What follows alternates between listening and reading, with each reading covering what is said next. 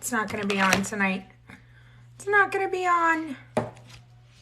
Hey, Brooke. Hey, Unicorns. Hey, Norma. Hey, Brandon. Hello, everybody. Hopefully, we can get Mike on tonight. I know I didn't do the live. I'm going to work on getting the wheel ready, and we're going to do it at the end of the live. And I don't think that I will be talking that much with Mike tonight. I don't know. So let me see if I can get the likes, follows, and shares right now. Did we do it? I'm here. Did we do it? Can you hear me? Yeah. Okay. Did we do it? Can you see the chat? I see people joining, but I'm not But you seeing can't any see. comments. Not seeing any You comments can't that people are making. Did you join through you joined through my invite? Yes, I did. I accepted your Okay. invite. Okay. Well, we're just gonna have to roll with it. Different chats. So it is a different live. If you want, I can go out and just join and be in the palm of your hand again.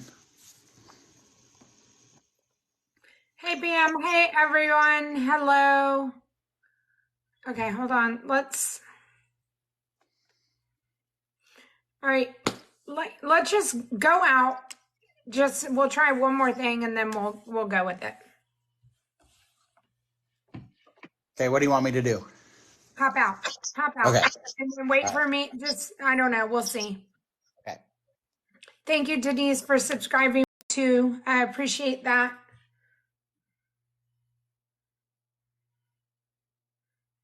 I appreciate that. Okay, let's see.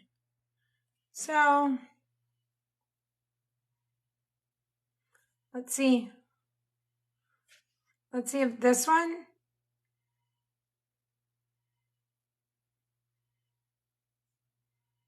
This might put him in the palm of my hand. Thank you, Denise, for subscribing. Thank you, thank you.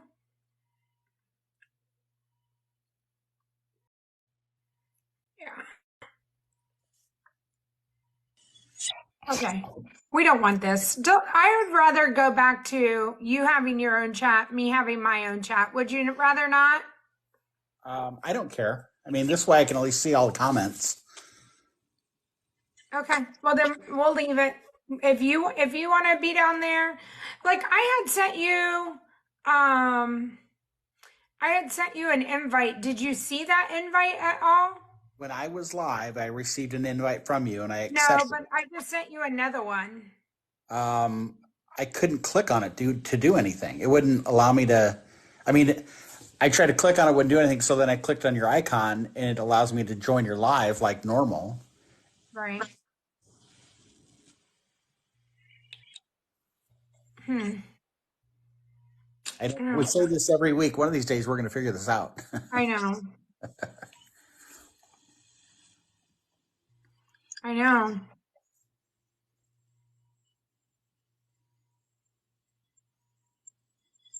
I know. This is. What'd you do?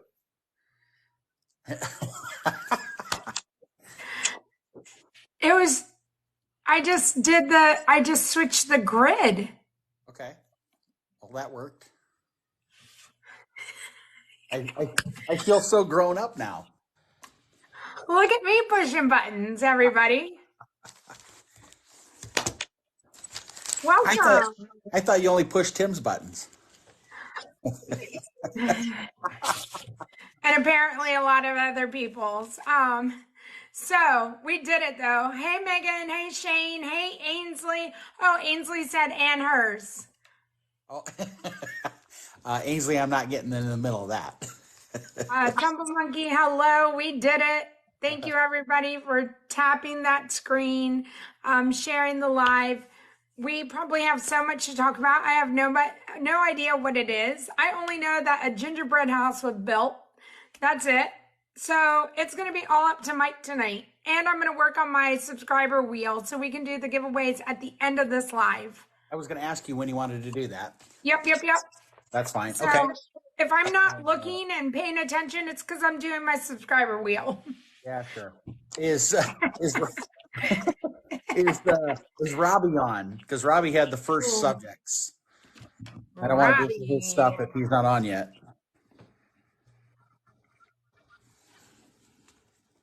Let's see. What a day, Tumble Monkey. It was such a great day. Huh. It's been a great 3 days.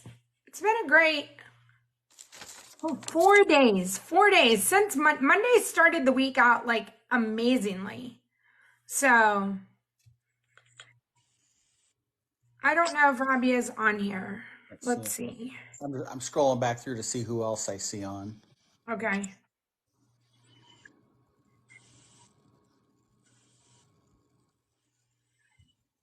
Can somebody share with Robbie?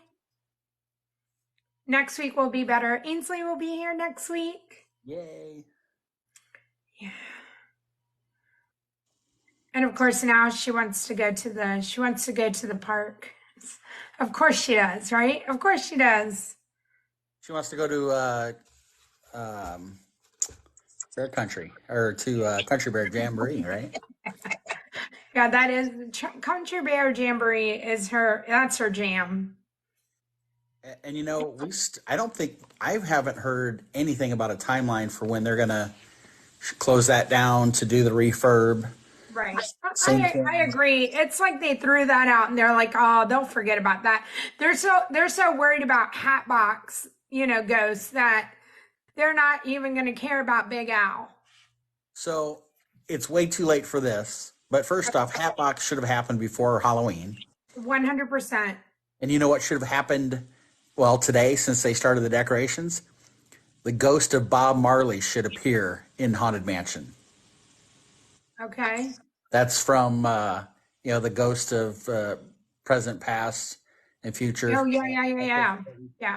The ghost of Bob Marley should appear. Yeah. I agree, Brandon. I hope that the Country Bears will have an option to switch back. That would be awesome. Again, you have the ability to give us a different fireworks show. Let us have the old Country Bears back too. Yeah. So Ainsley, they're just closing it to do some refurb and updating some of the songs that they'll perform. Thank you, Tumble Monkey. Yes, Christmas Carol. I was so proud that I remembered Bob Marley's name that I couldn't think of anything else. All right, so there were. I don't know. I do know, like, Robbie accidentally sent me a message this afternoon. And I know Rafa went to New York to visit him, so he might be busy. Wow. Yeah, and so. Interesting. Let's see if he comes on. I just messaged him. Okay. Yeah, so he had a few topics, and then Tanner had one. So pretty light tonight. Okay. So if anybody on the live has questions, Robbie's here. Okay. Hey, Robbie. If anybody has questions and they want to ask away, we'll note them and address them at the end. Okay. Your notifications didn't come up. That's okay, Robbie. It's okay, Robbie. Yeah. We assume by now you would automatically know this time every Thursday. Just join, period. But that's all right. Right. So Robbie had two general topics. The first one is around character meet and greets in the parks, best way to navigate to see as many as possible. And then his other one was in regards to best places to get holiday merchandise online as well as in stores. Best place to get Brandon was refreshing at 7:30. I was like, what did that mean? But then I got it. And I'm like, okay, I'm sorry. And we'll start off with an apology of the 7:15, but y'all know what time I left the Grand Floridian, hopefully. So I had to get gas and, eat an egg roll on the way in and ignore my family. So Okay. Yes. So I will say this. For those of you who were waiting to see Janelle almost 30 minutes ago to do subscriber giveaway, she was at the Magic Kingdom at, I think, 9 o'clock, 8:45 a.m. Eastern this morning, and was at the Grand Floridian until 5:30, Yeah. 5:45 this evening. So Yeah. please give her a little grace and understand that she put in a long day for all of us. So we all owe that to her to give her a little grace while she's working on the subscriber wheel. And we'll do the giveaways at the end of our conversation. Okay. Robbie's one. And to get more gingerbread. Yeah. Robbie saw that it was free gingerbread That's right. and he was texting me, it's free. Now, Robbie, by the time you get there, they may not have any free gingerbread left. So you may have to fork over some dough for some of that dough. Okay. All right, so let's hit. Try to watch comments and read here. I would be putting on this, guys. All right, so Robbie's first one was about character meet and greets in the parks. So I will rattle off some stuff, Robbie, that I jotted down, and obviously Janelle's got a lot of experience in this when she does the character signatures on some of her giveaway items, so she can fill in some of the gaps where I miss. Okay. My exposure there is limited compared to Janelle's. So, in no particular order, these were my thoughts that I jotted down and looked at as far as character meet and greets go inside the parks. First off, use the My Disney Experience app. Janelle has shown us that before. If you go to the wait times, first off, you can filter on which park you're in. Then you can do the drop down to select characters, and it will show you the wait times for the characters. Right. My general rule of thumb is if the wait is longer than 20 minutes, move on to the next character, because otherwise you're going to get backed up and you'll end up seeing 5 characters and not 10 or 15. But again, that's just my general rule of thumb. I also recommend knocking them all out in one area before you go to the next area of the park. Otherwise, you're doing excessive walking for no particular reason. And I think of, off the top of my head, like at Hollywood Studios, when you go into the Pixar Place area, get all of those characters done before you move to the next section of the park. Otherwise, you're spending too much travel time on your feet and not seeing characters. Yeah, I agree with Hollywood. Yeah, you don't want to go to one side and then come back and yeah. And this goes back to the My Disney Experience app, but know the times for the characters. They aren't all out there at the same time. They don't all start at the same time. They don't all end at the same time. Some of them end early, like 4 in the afternoon. So if you're thinking you're going to grab an early dinner and then go see characters, you're not going to get to see very many because some of them are done for the day. So keep that in mind. Know which characters are at each of the parks. Robbie, I know you love Snow White. You just mentioned that. And I'm sure Robbie knows exactly where Snow White is, but I'll use the example. Don't go to Animal Kingdom and spend all day looking for Snow White because you're not going to find her. So it's important to know where they're at in the parks, and that's where using the My Disney Experience app will help you out with that. And then I would also apply the same logic to characters as I do to rides or attractions. Prioritize your must-sees. Again, I'll use Robbie as the example. He's going to have Snow White at the top of his list. There might be others at Epcot that aren't quite as important to him, and they'd be lower on priority. Do the character attendance training in that? Yes, they do characters. That's right. Brandon, you're exactly right. So let's see here. Robbie asked about the best ways to navigate to see as many as possible. And you guys that have been on these lives with us before, you know this. I always think in terms of a family with children. And so if you have multiple days at a park, so Magic Kingdom, if you're going to be there for 2 days, for instance, you either designate one day as your character day and the other day as your ride and attraction day, or you split the days in half so that you can accomplish as much of both in those 2 days. I think that's very helpful to do it that way. And again, with little kids, it's exciting that they know that they're going to see characters today and tomorrow, for instance. If you don't have children with you, then again, use the technology, use the My Disney Experience app, understand where the characters are, the wait times, and employ a strategy that allows you to see as many as possible. Again, I go by the rule of thumb of 20 minutes or less for the wait times on the characters. I understand there are a few that are more popular than others, and you may have to wait a little bit longer for them, but not all of them are like that. And I know there's just a small number of them, but if you have Genie Plus and characters are important, if there's a character meet and greet that's a Genie Plus option, then I would go ahead and utilize it. Take advantage of it. You've already paid for the service. Yeah. If character meet and greets is important and there's one that's available, I would go ahead and use it. All right, so Janelle, what else would you add to that? I would say the My Disney Experience, I wouldn't add, I would just, iterate that the My Disney Experience app is your friend for the characters, especially, in all of the parks. I mean, and then I would also say Mickey Mouse, Mickey Mouse in Magic Kingdom and in Hollywood is the only ones that you can get a lightning lane for. Epcot, you cannot. Epcot, there are no lightning lanes, like not even for Elsa and Anna.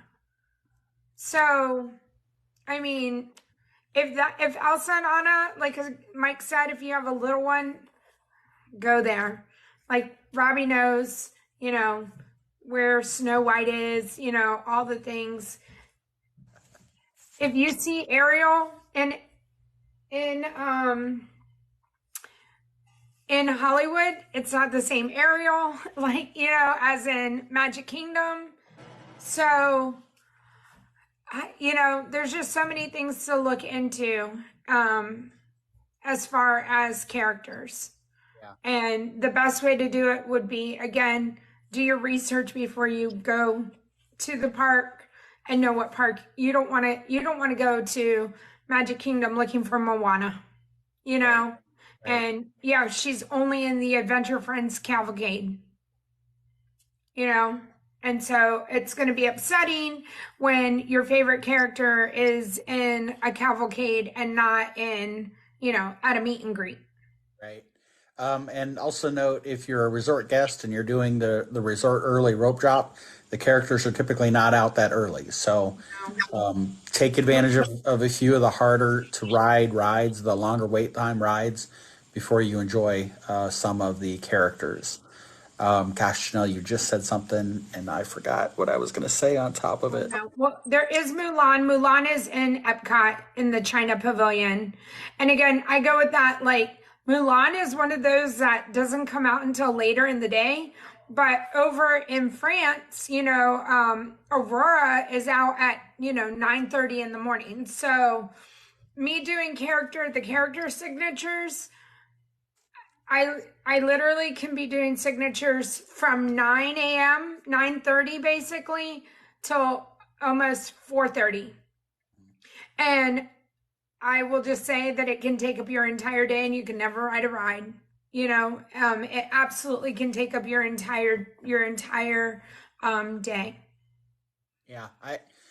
When Tanner was probably a year and a half or so, the first time we took him, my parents went with us. They took Tyler and Kramer and rode rides all day, every day. And Lori and I stood in character lines all day, every day for Tanner. And to this day, it was one of my favorite trips ever. Right. Does Epcot do anything cool for Christmas? Ashley wants to know. And the answer is yes. But Ashley, out of fairness, I'm going to write your question down. We'll talk about that after we hit the other items on our list. Epcot Christmas. All right. But Christmas. Anything else on characters? Robbie, did that help you out? Any other questions specifically around characters before we go to the next topic? Tumble Monkey, getting the signatures is one of my favorite things to do. And I love meeting all the characters. And I do think, like, even if you don't have a system or a favorite one, maybe just like Mike said, start in one area and go kind of around and follow that My Disney Experience app and follow just, go in a pattern. And I wouldn't just be going all over the place. So, Ashley, I think you're still there. We're going to hit one more topic that's actually Christmas related. Then we'll roll into yours, and then we'll go to the other topic. So, if you can hang with us, maybe another 5 or 10 minutes, we should hopefully be to your topic about Epcot Christmas. All right. Robbie said he's good. Thanks. All right. Perfect. So, Robbie, one more topic for you, and then you can start chatting in Discord about what you want to talk about next week. He already did. Oh, love you, Robbie. You're the best, man. All right, so Robbie's other one was best places to get Disney holiday merchandise online as well as in stores. So, list of places online, and some of these would also be in store as well that aren't necessarily on Disney property. Obviously, Shop Disney online is a great place to go. Your WDW store online is another option. WDW Magazine has Christmas merch online that you can shop and purchase. You can obviously go to Amazon and search there. All Ears is another Disney related website that you can find merchandise for. And then the last three would be online and possibly physically in store as well. Walmart, Target, and Kohl's all have Christmas Disney merch online, and I know I've seen them in the stores in years past as well. So that's just a flavoring of places that I know of. Locally down there, Janelle, you probably have a list of places that you see Disney Christmas merch. Yeah, I mean, Target and Walmart, would be the two biggest ones. Yeah. Yeah, Sam's, Costco. I mean, we're just getting our Costco hasn't opened yet, but even at Sam's Club over the weekend, there was a little bit. So, yeah. Okay. But Robbie, yeah, my go-to is Amazon. yeah, okay.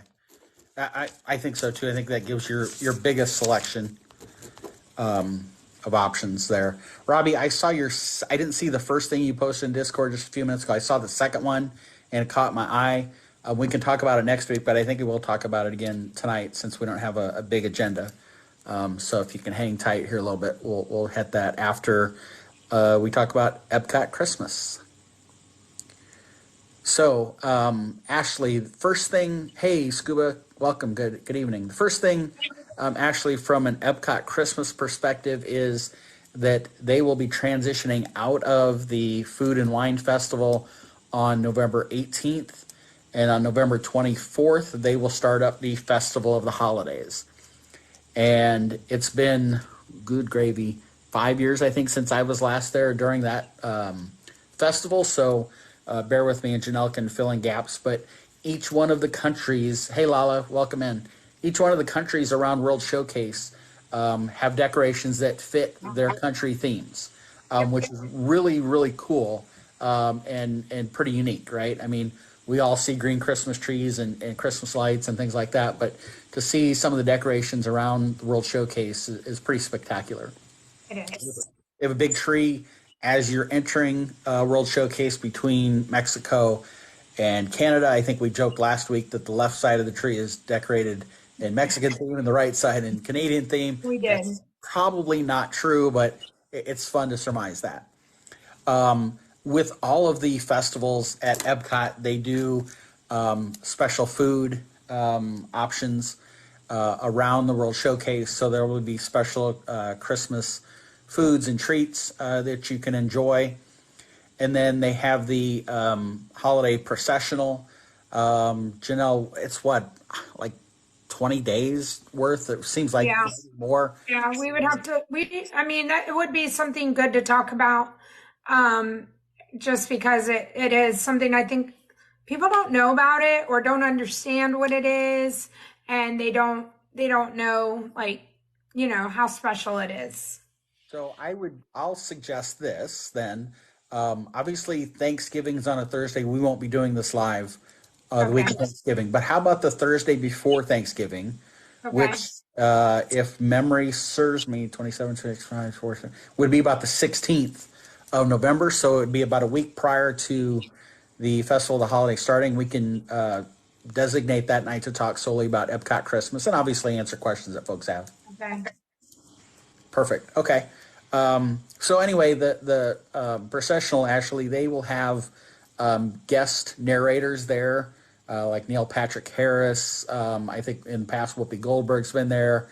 I'm drawing a blank on other names, but folks like that will actually be there, and they will read. I think Brandon Fraser, isn't he a new one this year? Yeah, I think so. And then the voice of Olaf. I can't think of the guy's name. Oh, I can picture him and Yeah, I can everything. totally see him. But he was there last year. So it's a pretty cool thing. They've got choirs that will sing. Josh, not Josh. Josh Gad, there you go. Thank you, Oh, Ashley. okay. I, Yep. it was there. It was there. It wasn't there for me. I could see him clear as day, but it wasn't coming up with the name. So mark calendars. Let me look at my calendar so I don't say the wrong date here. Today's the 2nd, so November 16th, and I better make a note of this. Okay. November 16th, we will talk about Epcot Festival of Holidays. I might have to send that topic in Discord so I don't lose it between now and then. So, Ashley, hopefully that helps a little bit. Again, if you I can. want to add, can I add? Yeah. Each country, Norway, Italy, America, Canada, they all have like special Santas. So that's something super fun and special to go see. They have their own little separate shows. And Norway, I'm not going to remember what the different kinds of types of Santas are called, but they're so fun if you stop and they each have their own country's type of Santa. Norway, it's a fun little skit. Are you laughing at me? I'm laughing at something that I thought of when you said they each have their different name. They do, don't they? No, they Yeah. do. They do. You're right. I was thinking of the scene in the original Santa Claus with Tim Allen when Uh-huh. he's in the police station. They're asking for his name, and he's like Santa Claus, Père Noël. Yeah. So it made me think of that. Yeah. Yep, that's right. So it's super cute to go into Norway and see there. In Italy, it's she's a witch. It's the Christmas Witch. I had never seen it. I went and saw it last year for the first time. I do have a video of it, Papa Giorgio. Yeah, so they're so cute. So I highly recommend hi Norma. I highly recommend that you check out the Santas in the countries. That's all. Absolutely. Absolutely. Okay, Norma's got to go make dinner. Make some for us too. We're hungry. Okay. So, yes, mark your calendars for, hey, road trip. November 16th, we will dive deeper into the Festival of the Holidays at Epcot. That would be pretty cool. While we're on the topic of holidays, I have to pull my laptop around so I can read this, so you might get a glare off my glasses, and I apologize for that. But, Janelle, I don't know if you saw Disney announce the foodie stuff for the I did briefly. Mickey's Very Merry Christmas Party. Yep. It looks really good. Yes. So, put the suit on. You're the man. Oh, you guys all saw the picture if you looked in Discord. Santa was here the other night. Is that going to be a 4-hour Q&A for the 16th? It could be. You never know, road trip. All right, so I'm going to just kind of rattle off here the stuff that I notated for the food that they're going to come out with for Mickey's Very Merry Christmas Party. The first Christmas party at Magic Kingdom is on November 9th, and they will run through December 22nd, I believe, is the last one. Does that sound right to you, Janelle? Yeah. Okay. Do dining plans work with the parties? So typically, Ashley, the sit-down reservation dining places, their last reservations are usually right around the time that the park closes for the normal day guest. You might be able to get a reservation for a little bit later, but here's what I would tell you. I wouldn't spend the money on the Christmas party, which is about 150 to 180 bucks per person. I wouldn't spend the money on that and then sit inside a restaurant for an hour to an hour and a half for a sit-down reservation dinner. That would just be my recommendation because you're missing out on all of the aspects of the Christmas party itself while you're sitting inside the restaurant.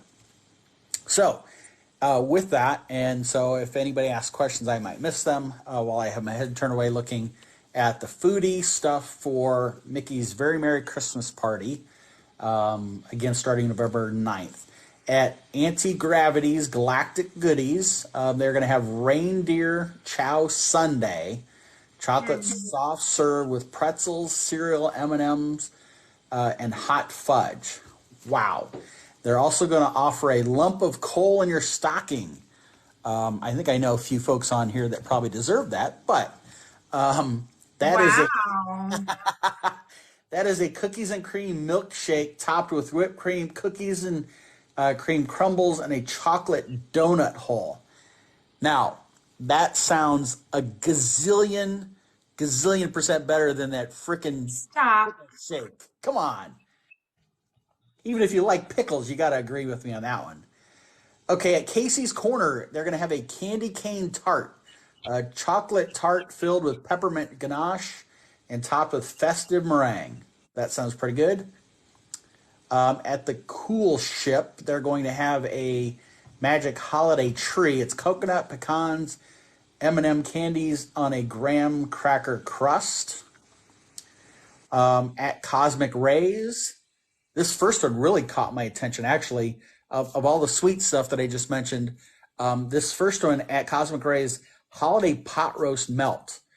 Slow cooked beef on thick toast with cheddar and provolone cheese and beef gravy. That sounds really, really tasty. Yeah. I read that like 4 times today. It sounded so good. They'll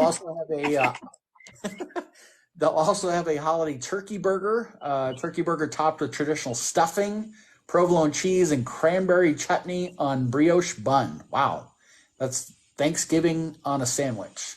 And then a Christmas cookie cake roll with a buttercream and topped with holiday sprinkles. I could do some damage at Cosmic Rays. I was going to say, is this Cosmic Rays? Yeah, Cosmic Rays. At the Friar's Nook, I think there was something here that caught my attention too. Holiday ham fried pie. Flaky pastry filled with baked ham, candied sweet potatoes, and spiced pecans served with pineapple glaze. That's like Christmas on a plate, basically. They're going to have Italian beef tots covered in slow-cooked beef, cheese curds, and pot roast gravy. Man, that sounds incredible. And then a couple of ice cream treats, peppermint snowman, chocolate brownie topped with cookies and cream peppermint mousse, and then also a winter milkshake, creamy coconut milkshake topped with whipped cream, toasted coconut, cinnamon, and crisp pearls. Whatever crisp pearls are, I'm not sure.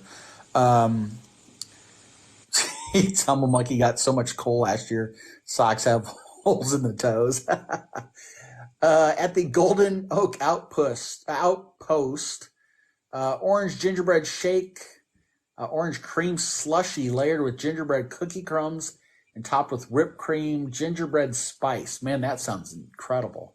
And then a gingerbread cake layered with cream cheese frosting and dulce de leche ganache topped with gingerbread man chocolate piece. Wow. Cosmic Rays. Anyway, I'll be there for that slow roast sandwich. No kidding, MX. That slow roast sandwich sounds incredible.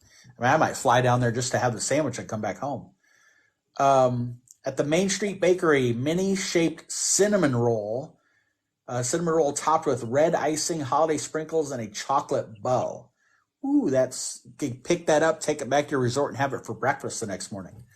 And then the last thing on Main Street Bakery is Letter to Santa, a flourless chocolate cake, hot cocoa mousse, and marshmallows topped with chocolate pieces. Wow, that sounds amazing. At Pecos Bill's, chicken tamale served Christmas style with mild red chili and green chili pumpkin seed sauces, cilantro rice, pinto beans, and queso fresco. That sounds pretty good. Yeah. Chocolate eggnog reindeer, chocolate tart topped with eggnog mousse and chocolate antlers. And then the last item at Pecos Bill's, an orange cranberry pineapple punch with a hint of smoke in quotes from the fireplace. That's interesting. Side note, I love eggnog. Okay. Me At too. at the Plaza Ice Cream Parlor, peppermint brown sundae, peppermint ice cream, hot fudge, and candy cane sprinkles served on a brownie. That sounds really good. Over at Sleepy Hollow Refreshments, holiday waffle sundae. Man, that is right up my alley. House made a red velvet waffle. How about that? Topped with M&Ms, peppermint ice cream, and hot fudge. I kind of like the fact that it's a red velvet waffle. That's Yeah. kind of cool. Is it cheaper to stay on property or off? April, hold that question. We will talk about that. I love that question. Milk and cookies for Santa. Also at Sleepy Hollow, brown sugar cookie cake topped with chocolate chip cookie dough mousse, milk mousse, and chocolate chip cookies. We're almost to the end here. Storybook treats, sugar plum sundae, sugar plum soft serve atop sugar cookie crumbs, and topped with whipped cream, crisp pearls, and cotton candy. Wow. Wow, that one. Ooh, that's sugar there. I know, yeah. I'll order that and then call my dentist to make an appointment. So started paying attention to the snacks. That's awesome, Unicorse. At Sunshine Tree Terrace, Santa's belt buckle, pistachio mousse with a dark chocolate truffle center and chocolate buckle. Wow. And then a cranberry citrus float with orange vanilla soft serve ice cream, orange vanilla soft serve twist with Sprite winter spiced cranberry and fruity boba pearls. How about that? And then lastly, at the outdoor vending locations near the castle, red velvet wreath, a donut topped with buttercream and holiday sprinkles. I like this next one, hot cocoa churro, a churro rolled in hot cocoa powder and topped with marshmallows and peppermint candy pieces. I want that one. Down for that, yeah. Let's see here, and then just a couple last notes. Don't miss out on festive Disney Photo Pass fun during the party with event exclusive photo ops all around the Magic Kingdom, including many holly jolly magic shots worthy of a Christmas card. So that's all the food action at Mickey's Very Merry Christmas Party. Clearly, if you were to consume all of that, you will need a seat for two on the monorail to get you back to your resort. That's a lot of food, but a lot of tasty stuff. I'm going after that pot roast melt at Cosmic Rays, and then I think I'll top it off with the hot cocoa churro by the castle. So those sound amazing, amazing, amazing, amazing. Okay, April, are you still here?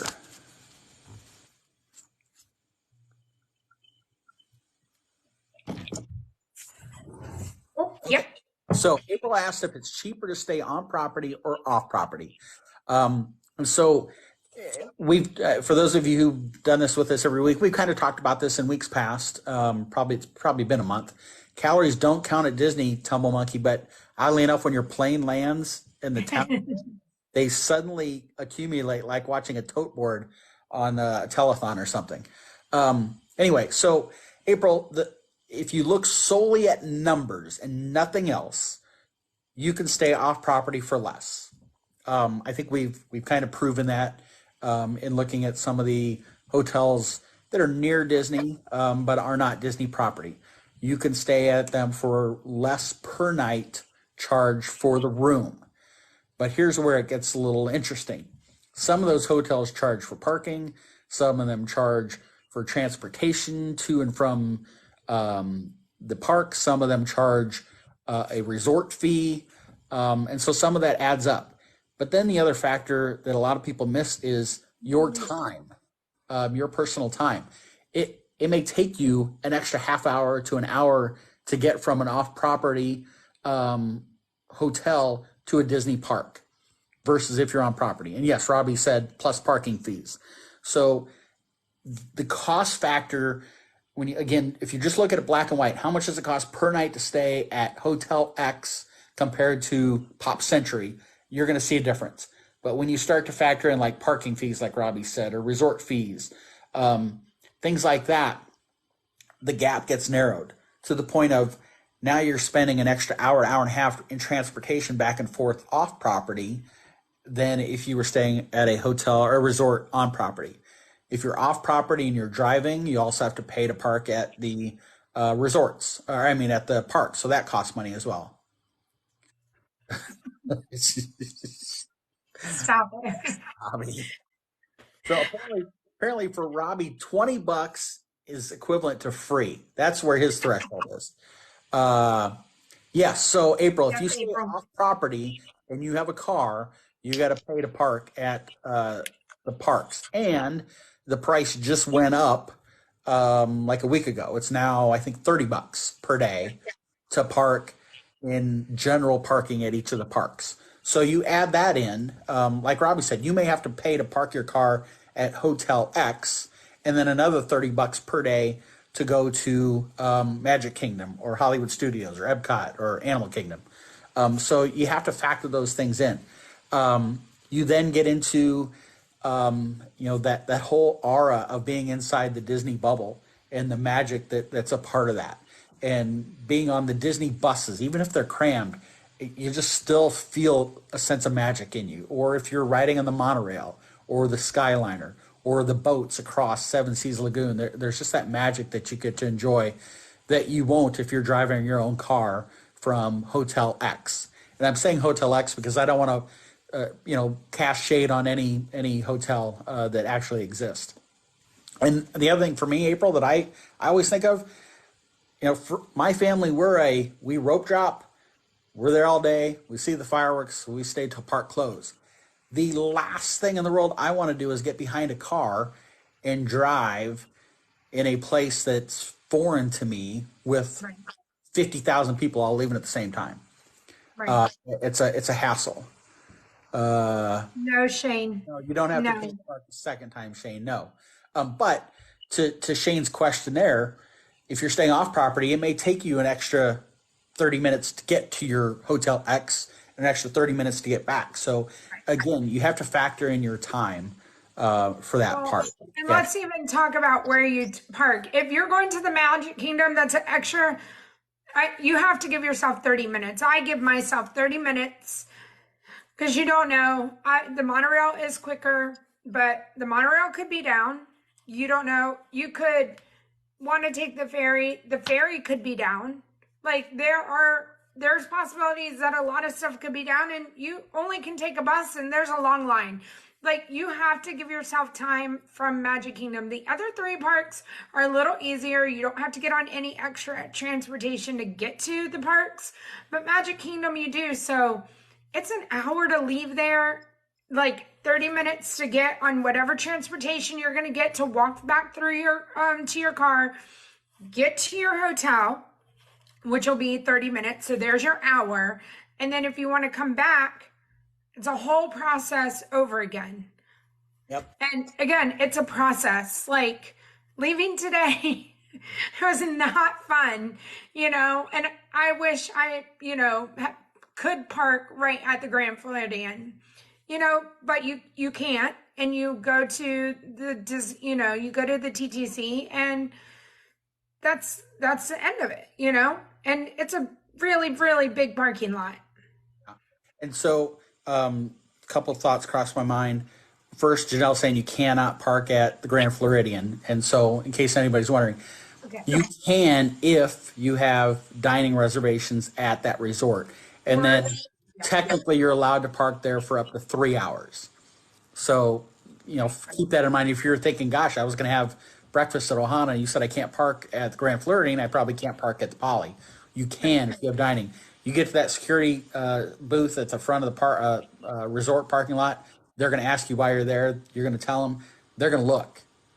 They've got the registry of who's got reservations. So there's that. They definitely look. They ask for your name and where your reservation is. They have a little thing, and they do look. Yeah. And then the other thing, April, as we're talking about time, staying on property, you get into the parks 30 minutes earlier than off-property guests. And that may not sound like a big deal, but I'm telling you, you go to Magic Kingdom and you rope drop 30 minutes early, you're likely going to ride Seven Dwarfs Mine Train and very possibly Peter Pan before the park opens for the general guest. Yeah. Whereas if you're not staying on property, you're walking in at 9 a.m. to ride rides, and the wait times, because resort guests are already in there, the wait times aren't 0 at 9 a.m. The wait times are 30 to 60 minutes at 9 a.m. because resort guests got back there at 8:30. So keep that in mind as well. And then the last thing I would say is the fact that there are a number of promotions that Disney provides for resort stays that make the resorts affordable. They have different categories of resorts. Value resorts are the most affordable, moderate's next range, and then deluxe are the high end. I think I said this before. I was looking for a client for a week in December. There were no promotions available, but I was getting All-Star Sports, I think, for $168 a night.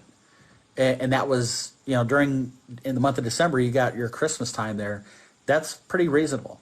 And then you factor in all the time and things like that. It makes it pretty affordable. Right. Disney runs promotions throughout the year. And at times, it makes the resorts even more affordable. So keep that in mind.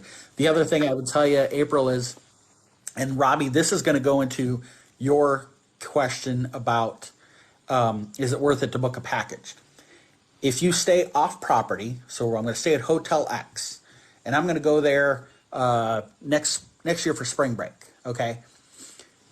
When I go to buy my tickets for the parks, I got to pay for them in full at the time I purchase them. So if I'm a pre-planner and I'm going to book my hotel stay at Hotel X right now for spring break week, and I go out to Disney's website to buy my park tickets, I have to pay for them in full. Right. If you stay on property and book a package, and this is what Robbie was asking about, that adds a value to you that you only have to pay $200 to reserve that resort and ticket package up front. The balance is due 30 days prior to your check-in date. So in my example, if I booked it today as a package, I'm going to put down $200. My resort and tickets are reserved for me. And then sometime in February, 30 days prior, I would have to pay the balance. So you have that advantage. If you do a resort-only stay at Disney and then decide to add tickets later, you have to pay for the ticket purchase all in total at that point in time. So there's an inherent value of doing a package for that reason and that reason alone, because the $200 deposit is refundable. So let's use two examples. I book a package for me to go next year spring break, tickets and resort. I have to put $200 down. The rest of it's not due until February, 30 days prior. Let's assume that in January something happens that I can't make that trip anymore. I cancel it. Disney gives me my $200 back. Done. I walked away. Other than them holding $200 of mine for a few months, it's mine back. If you stay at Hotel X, or if you book for whatever reason your resort only and then bought tickets and then 30 days prior you have to cancel, they don't refund you for the tickets. They'll allow you to use them in a future trip. But if you were canceling for a catastrophic reason, you lost your job, you were in the hospital, serious injury, whatever it may be, and you have financial impact, Disney's not giving you the ticket money back that you've already paid. They'll let you use the tickets for a future date. They'll post-date them out, but you're out that money. And that, I think back when COVID happened, a lot of people went through that, right? They lost jobs because of COVID, and they had, we don't talk about this one very often, and we should. A lot of people like the strategy of buying gift cards at Sam's or Target using your red card, wherever, and getting 5, 10, 20, whatever the percentage is off, and spending thousands of dollars for gift cards and then booking their trip. And then they canceled or whatever, last minute canceled. They don't get money back. They'll put it back on your gift card, but they're not giving you the cash back. And so that's always a risk of doing the gift card method, is that, again, if you have a catastrophic financial event that happens, they'll put the money back on your Disney gift card. But I've never been in a hospital before that will take my Disney gift card to pay for my medical expenses.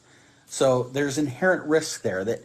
That's why it's important to talk to somebody who does this on a regular basis.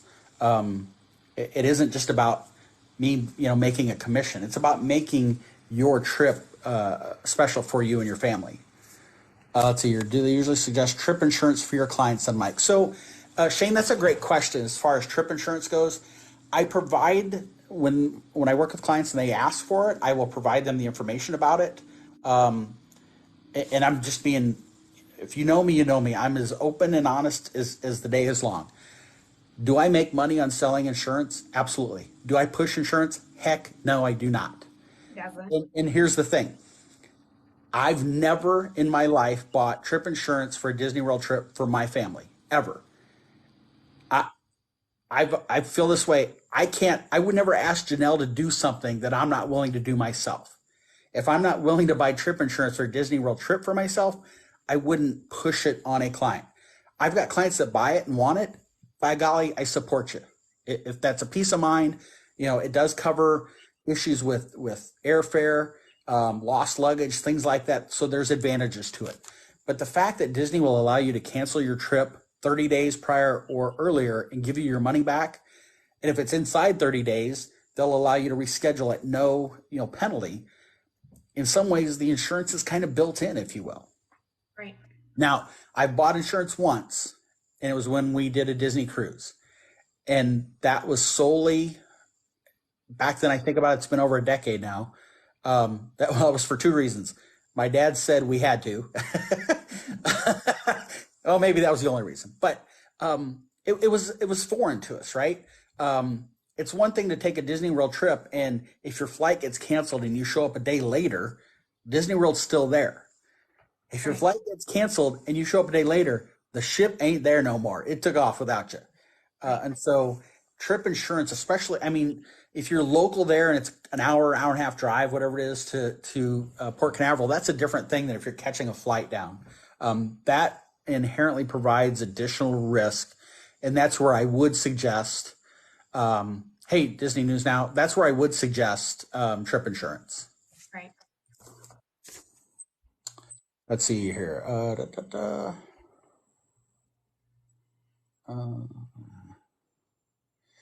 I'm just scrolling back. Shane, they let my in-laws park at Riviera to be with us for a few hours, but we had to put them on a list. That's right. Yes. But you were a resort guest. Exactly. Right. Yep. I think I saw Tanner join. Did I see that right? Yes, you did. So Tanner, are you still on? We have not gotten to your topic yet. I was holding out to see if you'd join. But before we get to his, April, are you still, okay, good. April, are you still there? Did that help you out at all? Answering your question about off property versus on resort property?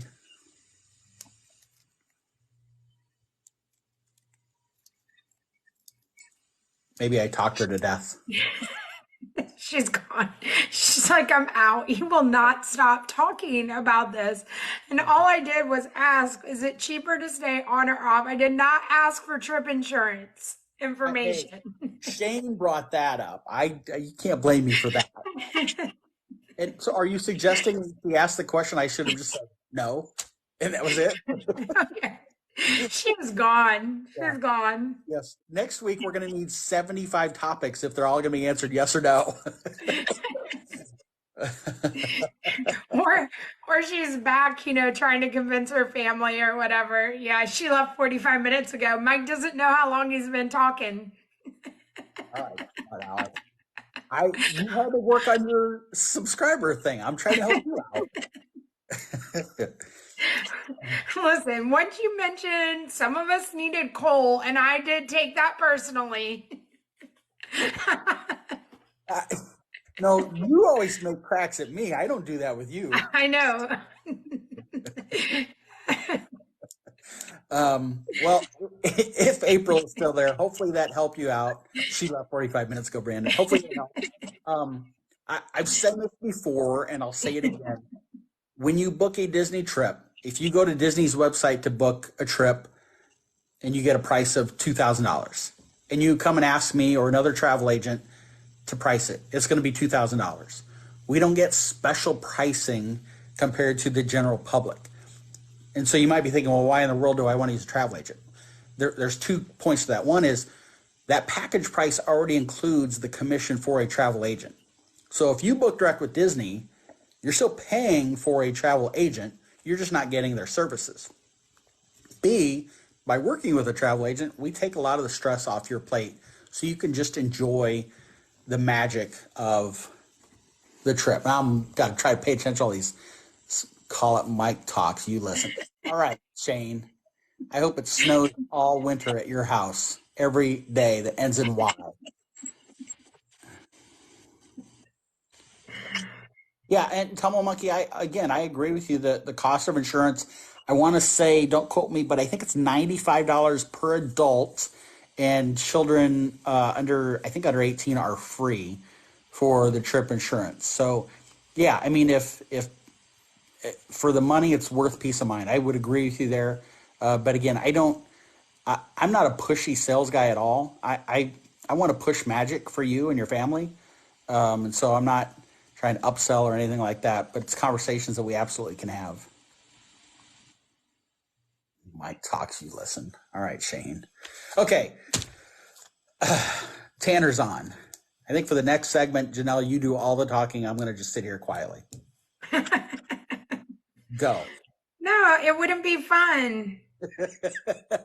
Is Magic Kingdom decorated for Christmas? Yes, Chloe, except for the big tree at the entrance, just as you come through the train station. The big tree's not up yet. We believe it might go up tomorrow or Saturday. Yeah. Who knows? Might go up tonight. Who knows? Oh, good. Yeah, it might be there tomorrow morning. I need visuals for my speeches. Be careful what you ask for, Tumble Monkey. I could actually have props next week. You never know. Shane, we'd love to hear you talk. Right. Shane must be hard of hearing if he loves to hear me talk. Okay.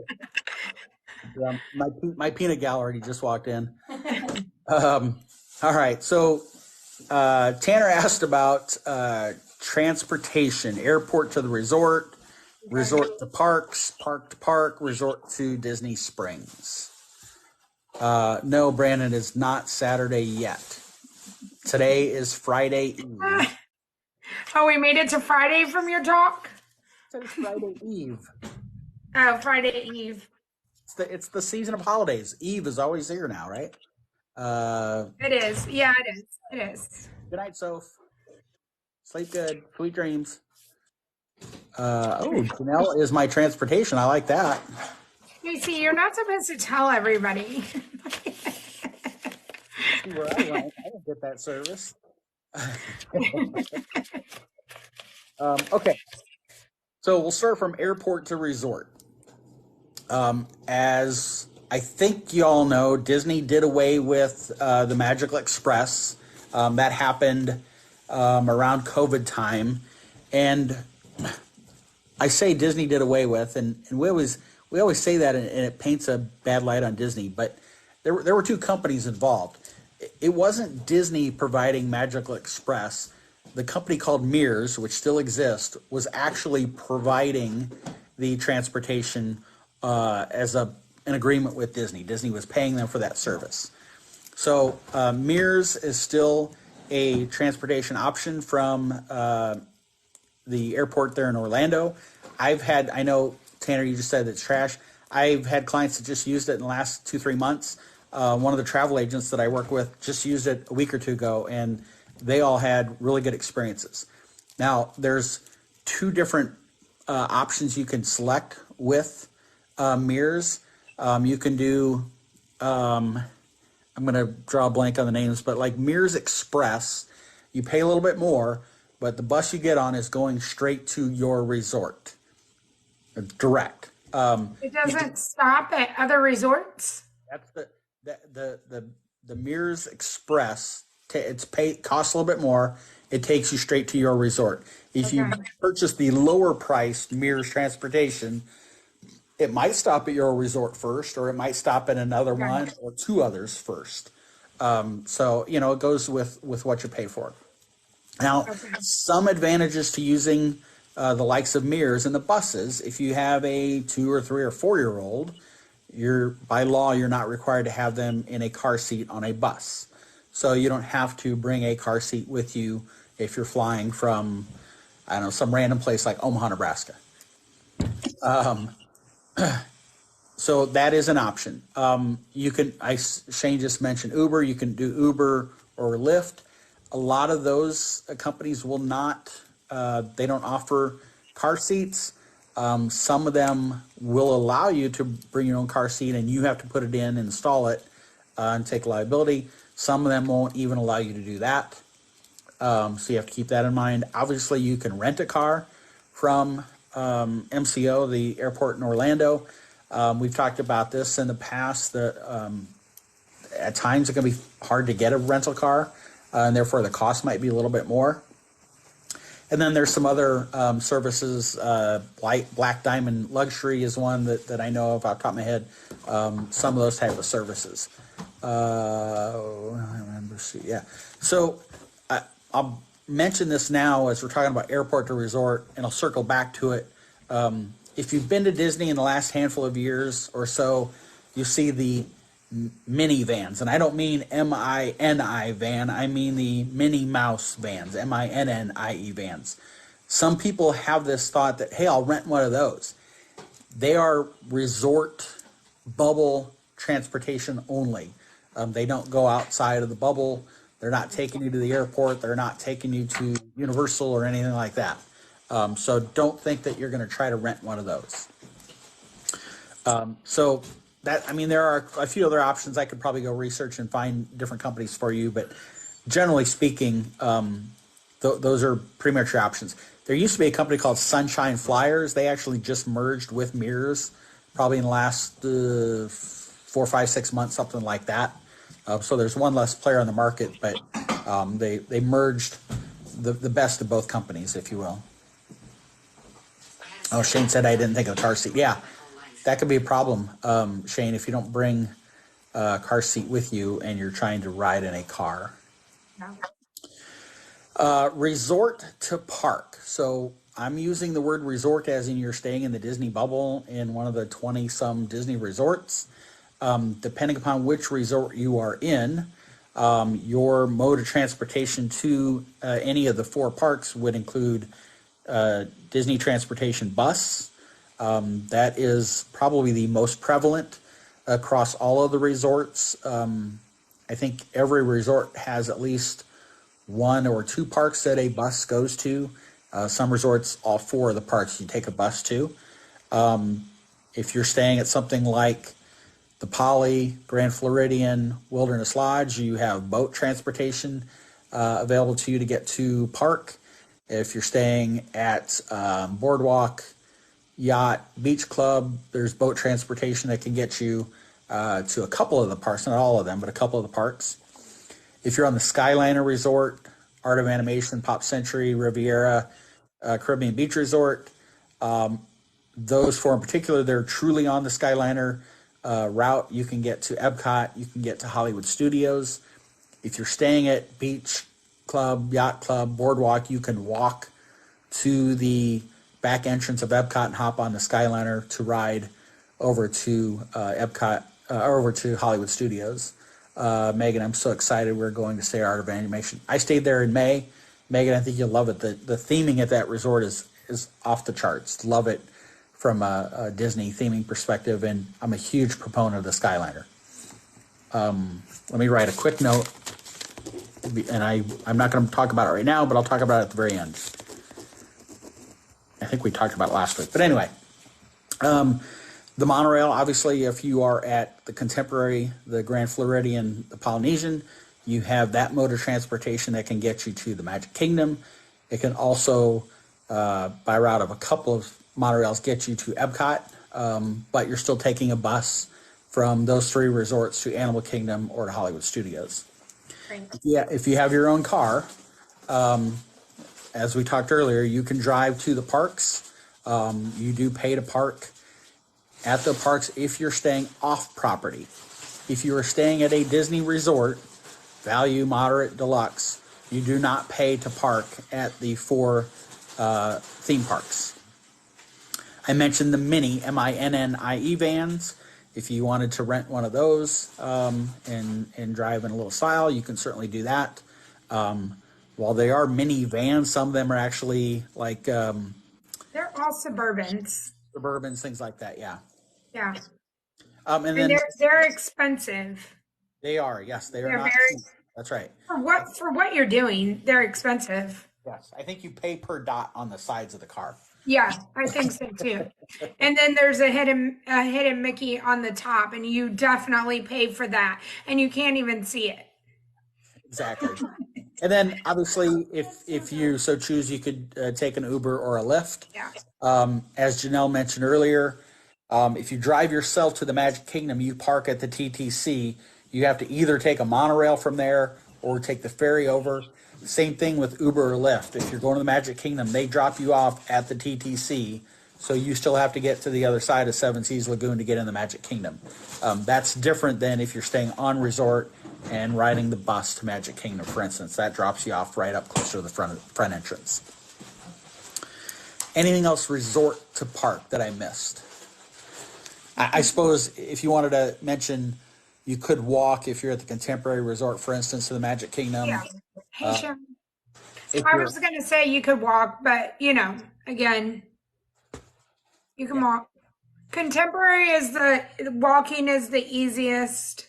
You don't want to take the monorail all the way, but some people do. That's fine. Yeah, I mean, when you factor in that you're going to walk 10 to 15 miles a day, some people might just as soon ride that monorail and not have to make that walk. Right. But at the end of the night, when the park closes, you will get to your Contemporary room 30 to 45 minutes faster if you just walk there. Yeah. No doubt about it. Yep. Okay, from park to park. So again, it will vary based on which park you're at and which park you're going to. For instance, if you're at Hollywood Studios and you want to go to Epcot, Skyliner is the way to go, primarily. Now, if you're afraid of heights, then you kind of eliminate that. But from a expeditious manner, getting from Hollywood to Epcot or Epcot to Hollywood, Skyliner is going to be your fastest route. You can also take boats from Hollywood to Epcot. That's always a fun one. I think that's where Tummy Tickler Tuesday was first born, was Janelle riding the boat from, I think, Hollywood over to Epcot. Yep. Obviously, if you have your own car, you can drive. You can take a Lyft or Uber. You can do the mini vans. And then the buses, right? Janelle, can you take a bus from any of the four parks to any of the other four parks directly? So if I wanted to go from Magic Kingdom to Animal Kingdom, for instance. Yep. After 2:00. But there are buses that run straight from park to park. Okay. Yep. And they'll show up at like 1:45-ish, but like they're not allowed to leave. Like maybe they'll leave like 5 minutes before. So is that because of the park hopping window? Yeah. And what's going to happen in January 9th? So I would assume like there's just going to be buses. Yeah. I asked the question because years ago there were no buses that went from a park to another park. You had to go to a resort and then get on another bus. So I don't know what's going to happen come January, but right now at 2:00 there are buses. So you can walk outside of Animal Kingdom and It's on the far side. You can go to the other three parks just fine. Yep. Okay. So, And then the last, before I go to my note that I scribbled down, from resort to Disney Springs. So it's going to be dependent upon which resort you're at. Several of them, your option is bus. yeah. If you are at Saratoga Springs, you could walk. You can take a boat over. Obviously, Uber, Lyft, car, minivans, those options as well. Yeah. Cheryl, yeah, I love the friendship boats in between Hollywood and Epcot. They're fun. Very What rare. about park to Disney Springs? No. You may not go from a park to Disney Springs. Correct.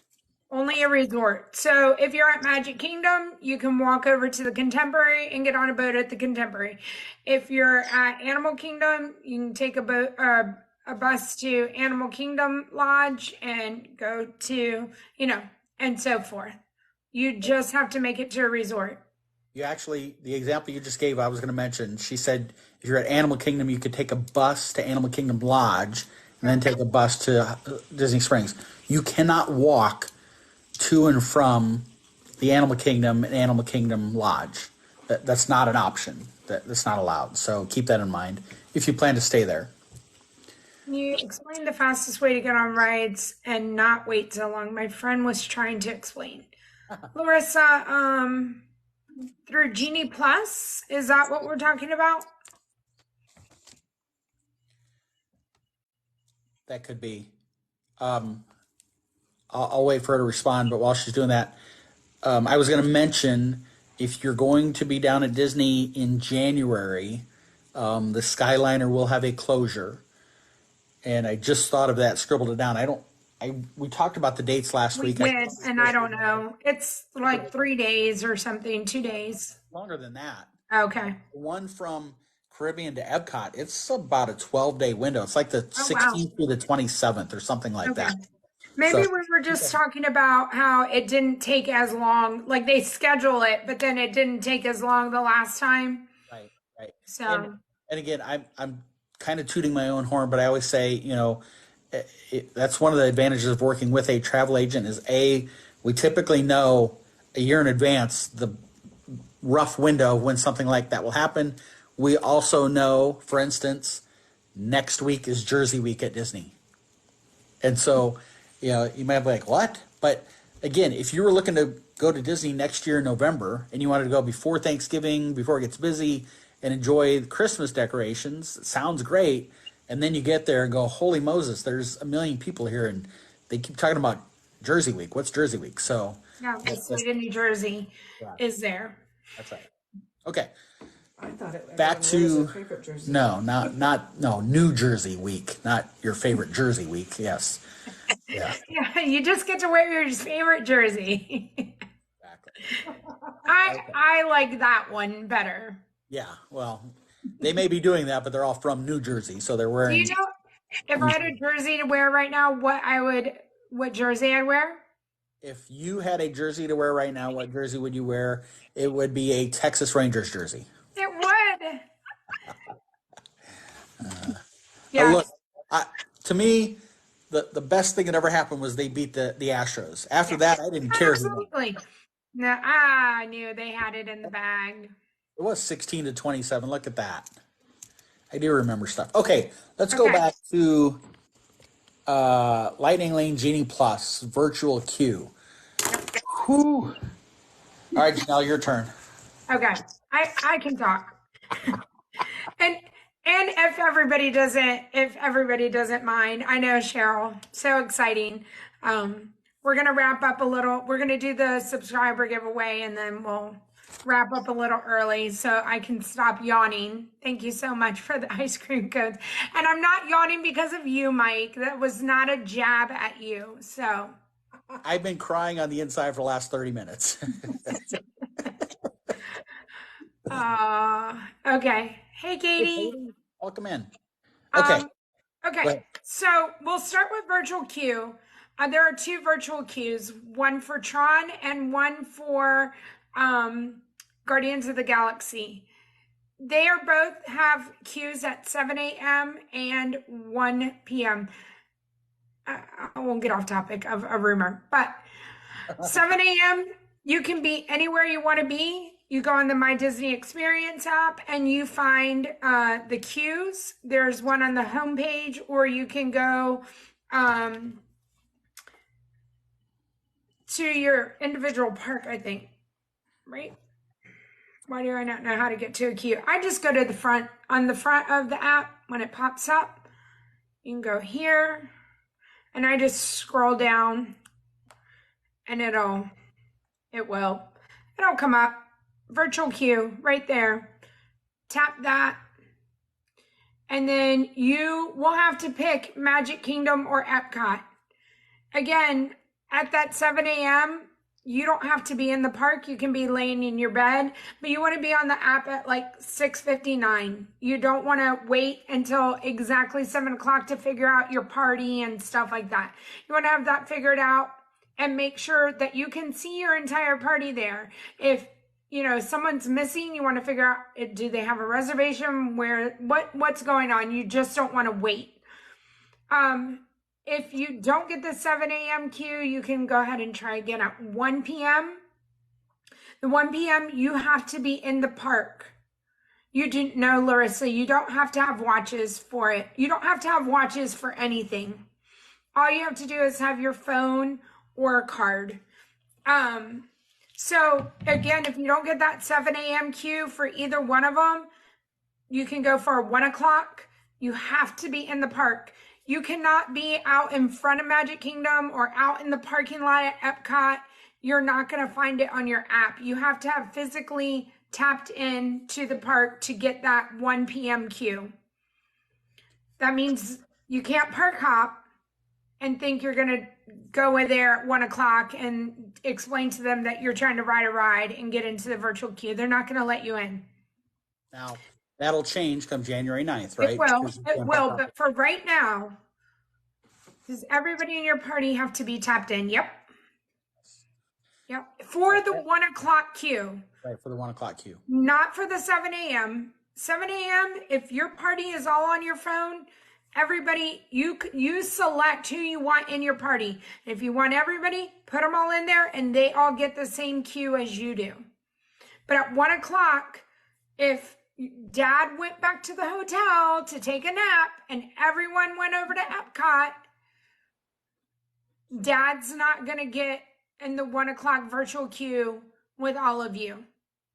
And then you're going to have to go plead your case at some guest service, umbrella that, Dad had to go back to the hotel room and take a nap. I don't know. So, Larissa was the one who was asking the question. So at Epcot, there's one virtual queue ride, and that's Guardians of the Galaxy. At Magic Kingdom, there are still two, right? Oh, sorry. Is that right? Two? Tron, and is Seven Dwarfs Mine Train still a virtual queue or not? No, that's not? Okay, so just the one. Where have you been? I don't know. Okay. So, with those two rides, Guardians of the Galaxy at Epcot and Tron at Magic Kingdom being virtual queue, there is no standby line. You can't just show up and get in a 3-hour wait line. It doesn't exist. Okay? So that's important to note if you're not familiar with virtual queue and that sort of thing. So I wanted to mention that. Okay. So for My Disney, and we'll just go back to both of those rides. You can go onto the Genie Plus app and you can purchase an individual lightning lane at 7 a.m. if you do not want to go through everything that we just went through. And you can do both. You can get a virtual queue ride and you can buy the individual lightning lane. And this is where it gets confusing because there's lightning lane and there's individual lightning lane. And those are two different things. Individual lightning lane is a purchased, guaranteed slot to ride. Yep. Virtual queue is a free, guaranteed slot to ride. Right. Lightning lanes are the reservations you make for the Genie Plus rides, and we'll get into Genie Plus. Okay. So Genie Plus is right here in the My Disney Experience app. You can choose to purchase it, or there's a free version of it as well. So if you're going to purchase Genie Plus, purchase it before 7 a.m. Make sure your party's there. Make sure you have your purchase completed. Just do it beforehand. And then once you have it all set up and you've gone through and you've answered all the questions, are there height requirements in your party? Do you have a special ride you want to ride? Do you want to meet characters? Do you want to see shows? Do you have a food allergy? Whatever it is that they're asking you.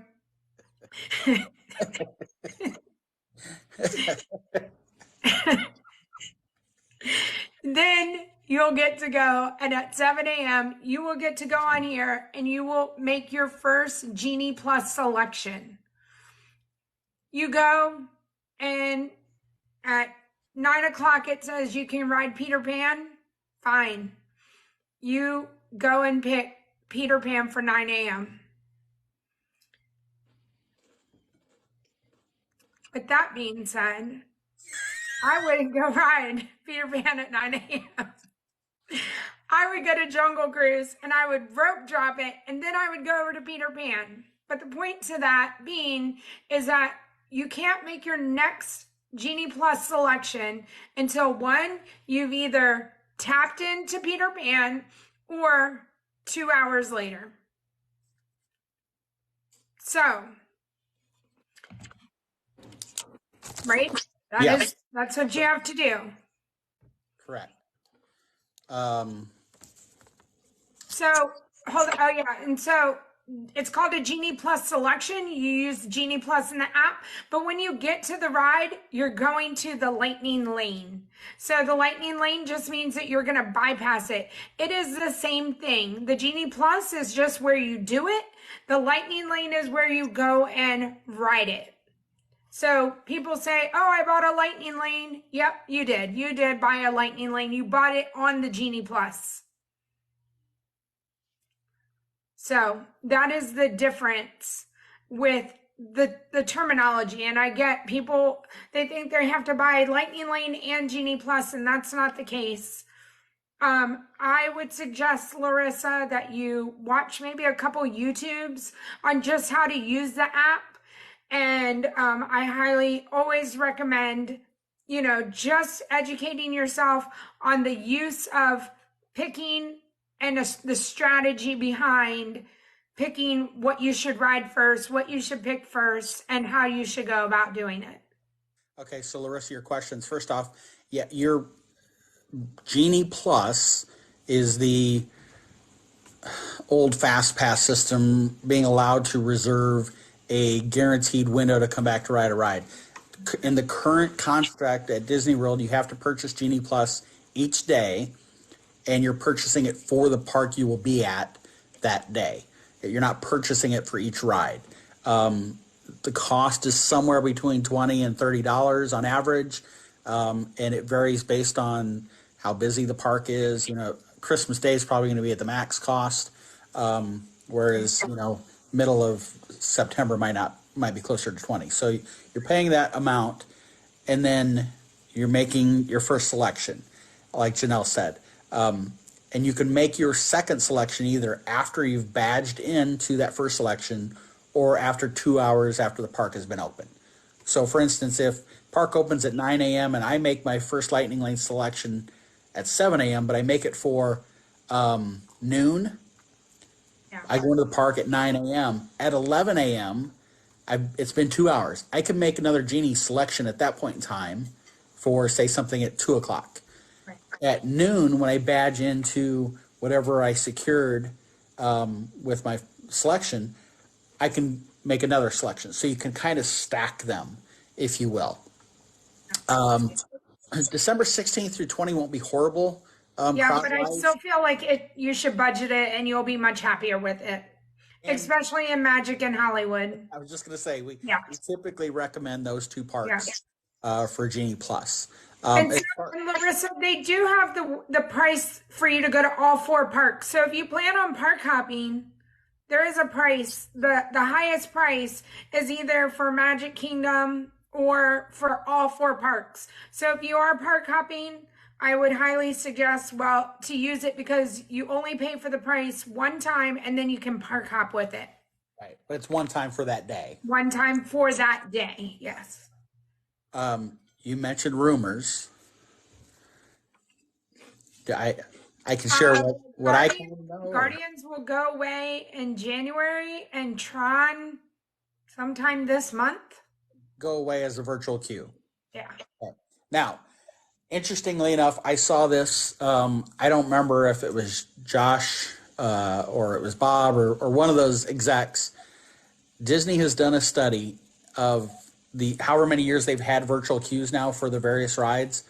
They've estimated that the use of the virtual queue has saved something like, and this is ridiculous, but I'm just repeating it, like 30,000 years worth of waiting. Or maybe it's 30,000 hours worth of waiting. Yeah. In lines. I wish they wouldn't get rid of it. I love it. I think it is a great system. And now, do you know I don't know. if they get rid of it, do you think they'll keep the individual lightning lane option? I hope so. It would be nice. Yeah. So I didn't know if that was going to be your rumor. This, what I'll comment on, isn't really rumor because Disney announced it. I think a part of D23 is that coming soon in 2024. They haven't given details at all, but essentially, they want the Genie Plus system to be easier to use, and therefore they're going to allow you to do your purchase and planning before you get to the park.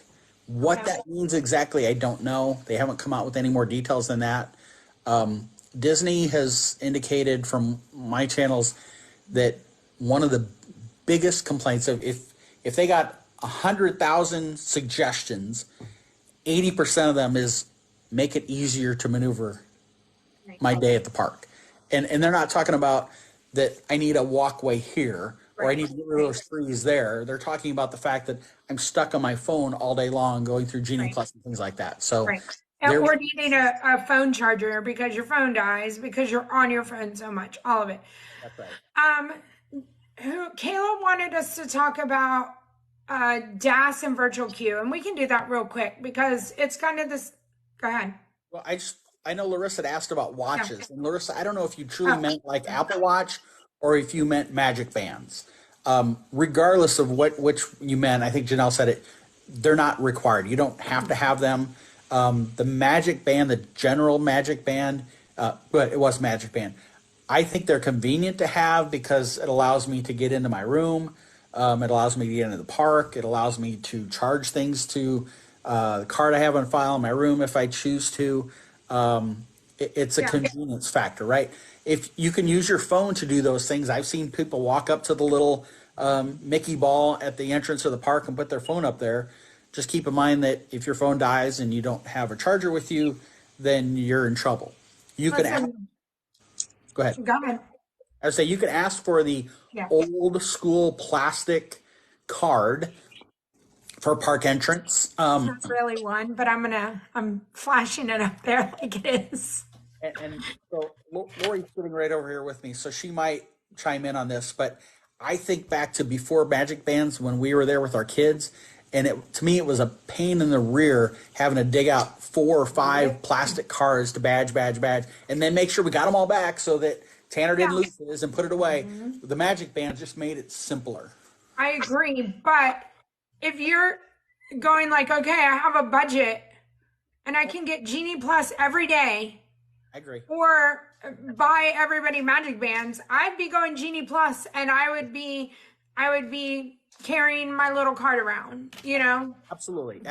If money budget is a factor, I would completely agree with you there. But if you can swing them both, I think I don't think Magic Band Plus is worth the investment. There's regular Magic Bands, I think is.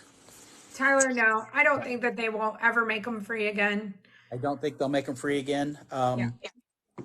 I would love to think that they might make them free if you stayed in a resort. But but I don't see that. And Disney's made it pretty clear that Genie or Magical Express is never coming back. Okay. I agree, Tyler. There's a lot of things that they could probably include in the price, but they're just not going to. Well, Um, I mean, you say include them in the price. You got two you mindsets. want me Some to people look think at- it's expensive enough as it is, so you should just give it to me. right, That's never going to happen. Could right. Disney say, "Well, I'm going to bump the price of a package up by $100 and then yeah, give you Magic Bands free"? Sure, they could do that. Could they bump the price up by $250 and all of a sudden now Magical Express is back? Sure, they could do that. It's not free. It's baked in somehow, some way. I mean, yes, I don't, Kayla, I don't think that they will make it Magic Band Plus only option, only because we at Magic Kingdom or at the World have the technology for both. So if they can sell both, they would rather you spend only $20 and still spend the $20 because they have the availability for you to use it. Disneyland, the only reason they are Magic Plus band only is because they never had a Magic Band system to begin with. And so they were like, this is how we're going to do it. And they did Magic Band Plus only. But we have the option. So no, I just don't. I think we're always going to have the option. I totally agree because however many regular Magic Bands they sell, Yeah. I think a small percentage of those people would say, okay, I'll just buy the Magic Band Plus since the Magic Band's not there. I completely agree. I think you'd have a number of people that just say, well, I'll just use my phone or give me a plastic card, Disney. Yeah. Yeah. I mean, I use my Apple Watch. You guys know I talk about my Apple Watch all the time. I love my Magic Band Plus. I do. But at the end of the day, my Apple Watch does every single thing except pay for something, and it still does because I just use Apple Pay. Right. And that's it. All right, let's address Kayla. Yes. DAS, Shane, no, I don't think it'll come back. DAS and virtual queue. So if you have DAS, you still have to enter the virtual queue, Kayla. You still have to get up at 7 o'clock in the morning or the 1 o'clock, be there at 1 o'clock. But whenever you have DAS, all you have to do is at both rides, Guardians of the Galaxy and Tron, there are people up there, cast members, guest services. They have iPads in their hand. All you're going to do is go up to them and say, I have DAS. I had my virtual queue was called, and they will convert it into a lightning lane and they will send you on your way through the lightning lane, and you will not wait in that line for both rides. And I hope that that answered the question. It is a very easy process. Everybody in your group has to be there. So it's not just the person that has DAS. Everybody gets to go and everybody has to be there, and they just tap everybody's Magic Band, convert it, and send you on your way. So, okay. You know, Janelle, I meant to kick off the call with mentioning the fact that our newsletter is out on Discord. I know. We should have, but I figured we'd be telling everybody. And I did look to see how many clicks it had, and I think it had like 74 clicks. So that's good. I think 70 of those might have been me, though. Testing it. Rereading it to make sure I didn't screw something up. I'm just kidding. So, okay. Have we discussed everything? Those were all of the topics that I had, either from what was sent in or what's been asked. So, okay. Well, before we end this and we go to subscriber giveaways, because that's how we're going to end this, I'm just going to say this is Mike over here. I think he's on this side. I don't know. And all of his information is up here in my bio. It is down there in his bio and maybe up here. But you can click either one of our names and you can find Magical Magical World Vacations. Magical World Vacations. Fill out the form. It's free to do. It's free to hire him. And, you can get all the information about either one of us in those locations. We do have a Discord. I have a Discord, and that is in the Linktree bio. And we have a little section, and it says Janelle and Mike, Janelle and Mike's topics, and you can ask us questions in there. And Tanner, I'm going to say not tonight. If you can put it in the conversation for next week, that would be greatly appreciated. But yeah, go to Discord. Let us know what you want us to talk about. And we do this weekly at 7:30 on Thursdays. And I'm probably going to tell you now, just so everybody, all 33 of y'all, if you are looking for us next Thursday, I probably won't be here. We'll have to do it on Wednesday. We'll see. Only because Ainsley comes in next Thursday. So I'm going to have to go pick her up. She told me she wants to be a guest speaker. Oh, did you? She does. Well, I don't know how she's going to do that from the airplane, but okay. That's weird, because I think what she actually said was, "You think I could do this in place of my mom?" I think that was her words. So yeah, I'll look at the schedule. Tuesday is the Frozen show, so I know that, and I think Wednesday I'm free. So, I'm at a reduced cost on Wednesday. Okay, are you? Woo! Thank goodness. Wednesday, what is today? The 2nd. So, next Wednesday is the 8th. Yeah. That's Tanner's birthday. Yeah, it's Tanner's birthday, but okay. So maybe we should just skip next week. We'll see. We haven't got that far in our schedule, so okay, we'll keep it on for right now, Wednesday. Okay, we can do that. But like I said, if if we need to, I mean, we could possibly do some other things and direct people and go that way. So you want maybe to try. You want to tell people where to go? Yes. I'm probably first on your list. Okay.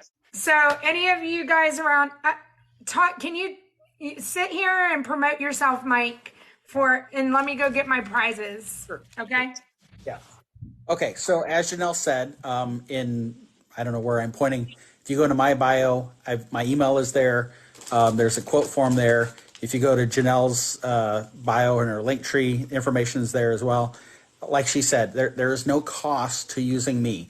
The price of the commission for a travel agent is baked in the cost that is quoted, and that's the same price you would pay if you're going direct with Disney. Rumor has it I'm pretty easy to work with.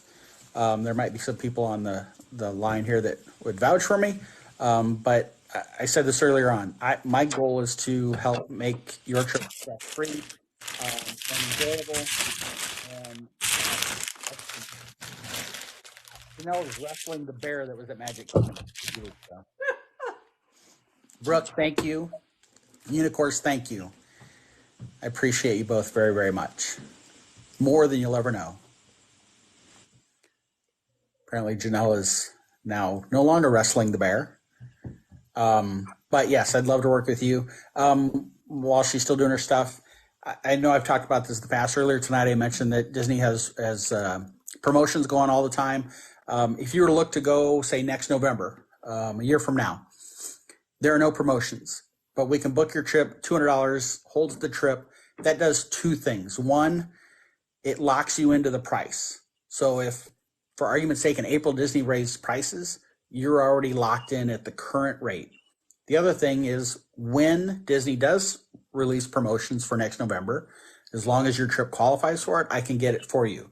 And so if what I quote you today is a $3,000 trip, making up a number, and a promotion comes out, I'm going to call you up or email you or text you and say, hey, good news. Your $3,000 trip now is $2,500 because I got your promotion that just came out. Thanks, Scuba. I appreciate that. Brooke, I appreciate that very much. I don't know if Lori would agree that I'm the easiest to work with at times. Hey, come on now. Jeez. Who invited you? You did. Should have changed the locks while you were In the gone. early 90s. It's not my fault. Change the locks. No. I No, he is easy to work with. He plans all of our trips and has done that for years. Thank you. I'll take you out to dinner this weekend. You were going to do that anyway.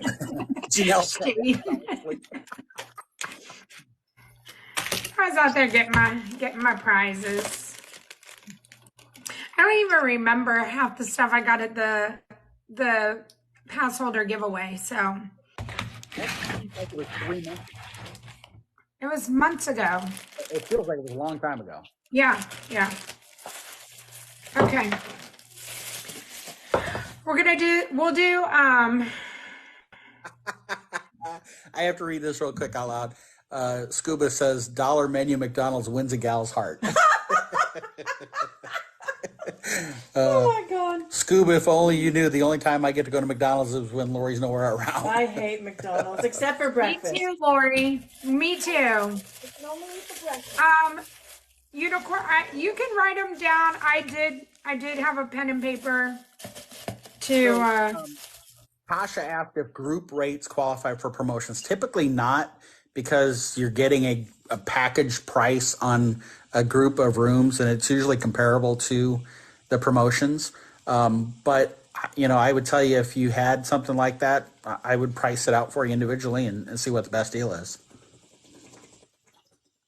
They don't know about Runza in this chat. That's right, Shane. I think me, you, Lori, and Unicourse are probably the only ones that know about Runza.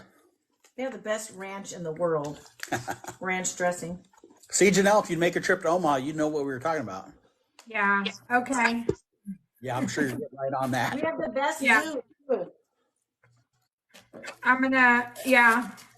I'll look up trips after I get off the live. I bet you will. It'd be better if I just looked it up for you. Probably. Okay. Are we ready? We're going to start off with the 50th anniversary cups that they tried to sell at the pass holder thing. And then they gave them away, but I'm going to give them away. So I have two, so we'll do two. And then we have lotions and the H2O products. All right, so first cup, first lucky winner. Do y'all want to see it? Do y'all trust me, or do you want me to take it off? Okay. H2O, is H2O a Disney brand? Hold on. What? This? The H2O stuff, is that a Disney brand? I know that is not a good. All right, hold on, you guys. Hold on. Okay. I didn't know if So- is that Disney's company that they make that H2O, or is Yeah, that so H2O, if it's my understanding that they went out of business and then now Disney does it. Like So- the H2O was a brand. they need to rebrand that O2H? I mean, doesn't that totally make sense? Yeah, I agree. Okay.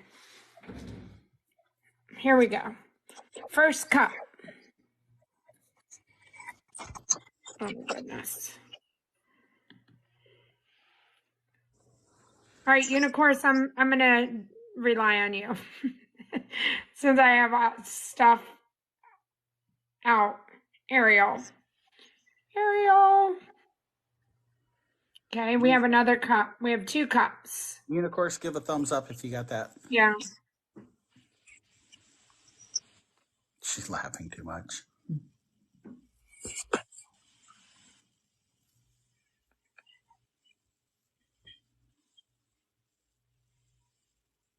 All right, there's a thumbs up. Brandon is. Okay. taking Thank you, Brandon. So this is for the second cup.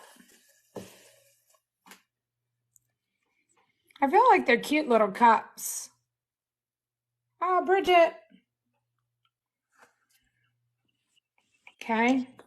So then the next one, I have two H2O lotions. So we'll do two separate ones.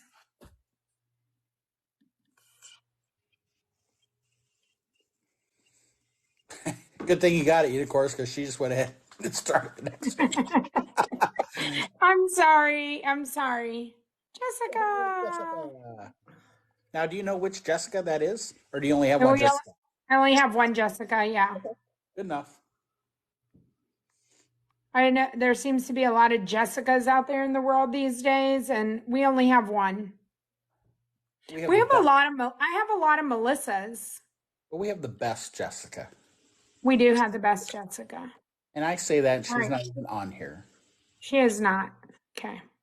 Second H2O lotion.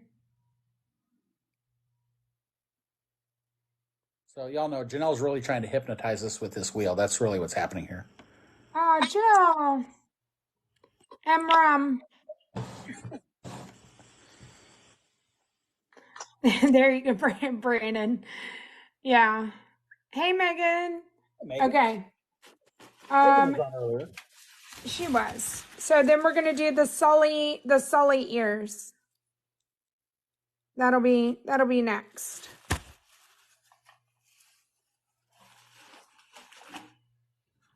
All right.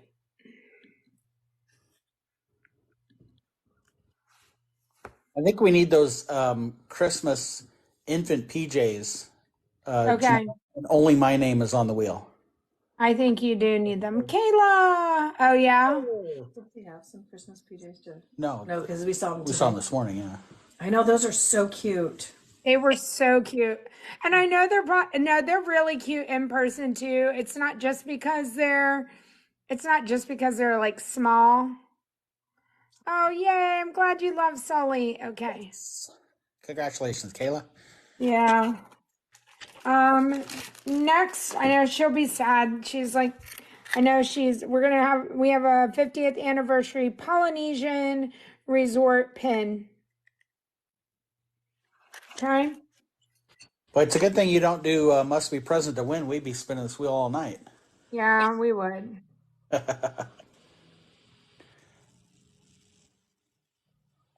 Now you want a Mickey bar? Go get one, Scuba. Go to Target. JJ, I'm pretty sure. Yep. JJ. Okay. Next will be the Mickey ornament. Mickey Mouse ornament.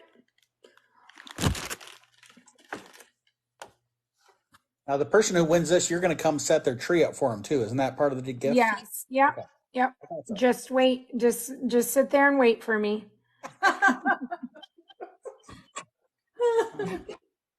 Could be a long wait.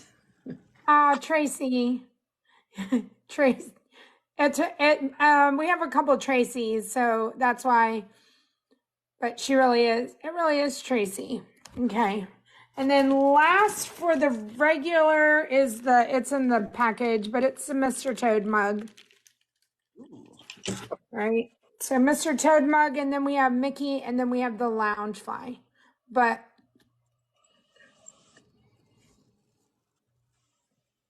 okay. Mr. Toad mug. Scuba!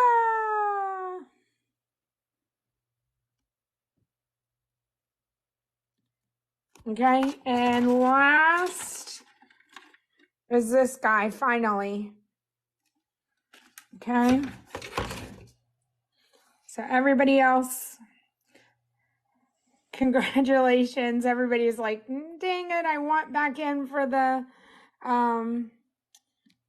popcorn bucket, but we'll talk about the Loungefly, and everybody entered. That's a whole different wheel. Oh, Joe, jump off. Okay. I have a different wheel for everybody else. There are 35 of y'all that have been with me 3 months or longer that have a red badge. So this is your wheel, and this is for the 40th anniversary Loungefly. So good luck, everybody, and thank you so much for continuing the support and being with me longer than 3 months. I don't know how to do this one. Spin. Okay. Here we go.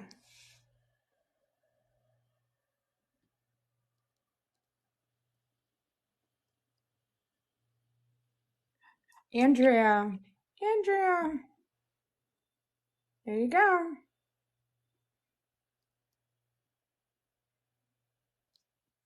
So that's it, everybody.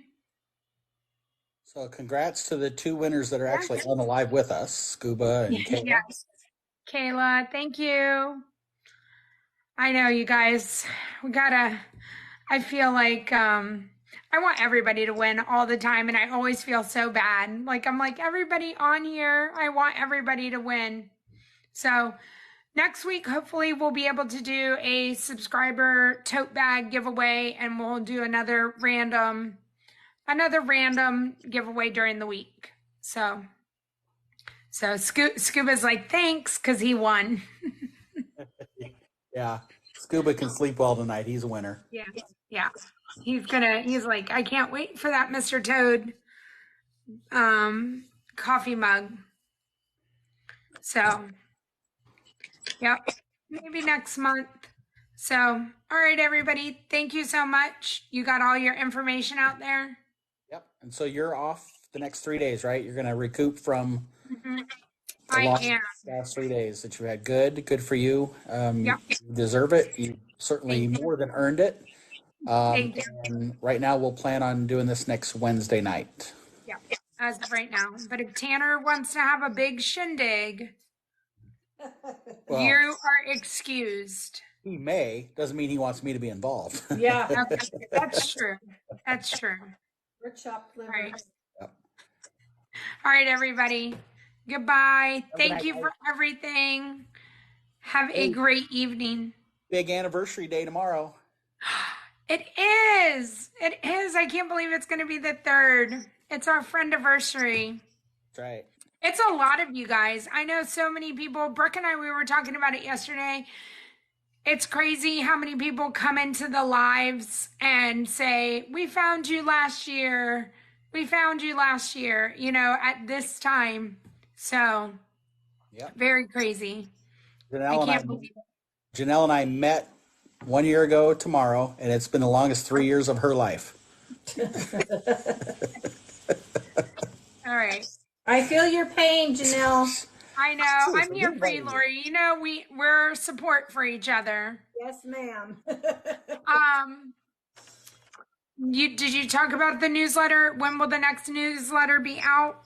No, I didn't really talk about it. So if you haven't seen yet, we have a newsletter page on Janelle's Discord. Go out there, check it out. Our first edition was posted Monday evening this past week on the 30th.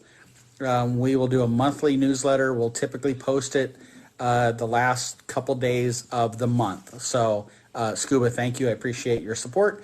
So the first edition was kind of recapping the previous month's worth of these Thursday night sessions, and we'll probably do that until we get into a pretty good rhythm, and then we'll probably branch out with some information that we can share that may not happen on these lives. But we thought at least for the first go round, we would do that for those who aren't able to make it or missed out on some of the content or what have you.